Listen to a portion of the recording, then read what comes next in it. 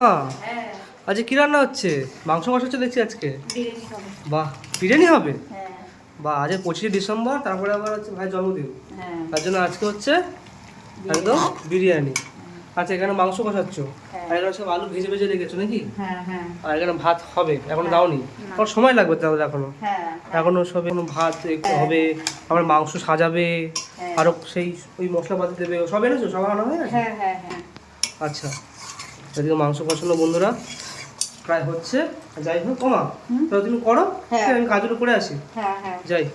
বাহ মা, হ্যাঁ। ভাত এই যে হয়ে গেছে, হ্যাঁ। এবার কি সাজাচ্ছ এই যে হাঁড়ির মধ্যে? হ্যাঁ, হ্যাঁ। আর মাংসের দিকে মাংস দেবে তাই তো? হ্যাঁ, এখন হ্যাঁ। এখন এই মশলা মশলা যাচ্ছে, বিরিয়ানি মশলা তাই তো? হুম। বাহ, আজকে কতটা চালে বানাবে মা? 1.5 কেজি। 1.5 কেজি? এখন এটা খুলতে হবে। এটা কি আতর না এটা? আচ্ছা, এবার যাবে এই মাংসটা তাই তোমার একদম। আহা, মা আলু দিয়েছো? হ্যাঁ, আলু দিয়েছি। আলু নিচে দিয়ে দিয়েছো? আচ্ছা, এবার খালি এটা দিয়ে উপরে মশলাপাতি দিয়ে ঘি দিয়ে আর দম দেবে তাই তো? হ্যাঁ।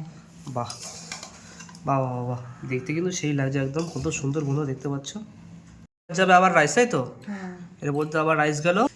এটা কি মা, সেই এর মধ্যে দুধের মধ্যে এইসব গুলেছো? হ্যাঁ। কেওড়া জল, তারপরে কি সব এইসব এই গোলাপ জল, তারপর মিঠা তো এগুলো সব দেবে তাই তো? এগুলো দিয়ে আবার ভাতের মধ্যে যাবে।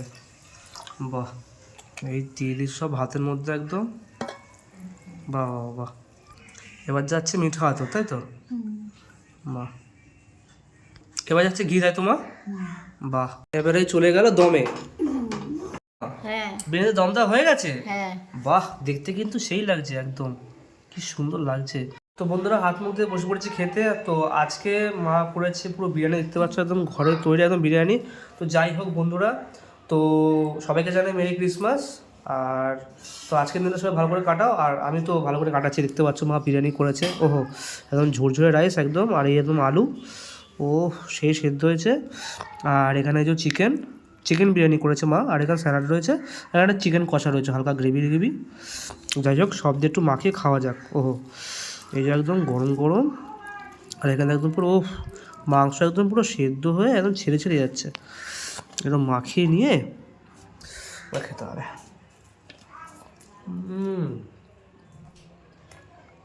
সেরা স্বাদ। মাখো হবে হচ্ছে। হ্যাঁ, তো বন্ধুরা আজকে খাওয়াটা এটুকুই। তো দেখা হচ্ছে আবার পরের ভিডিওতে, তখন জন্য টাটা। আচ্ছা, মাংস খুলে যাচ্ছে বন্ধু, খুলে যাচ্ছে, তোমার চোদ্দ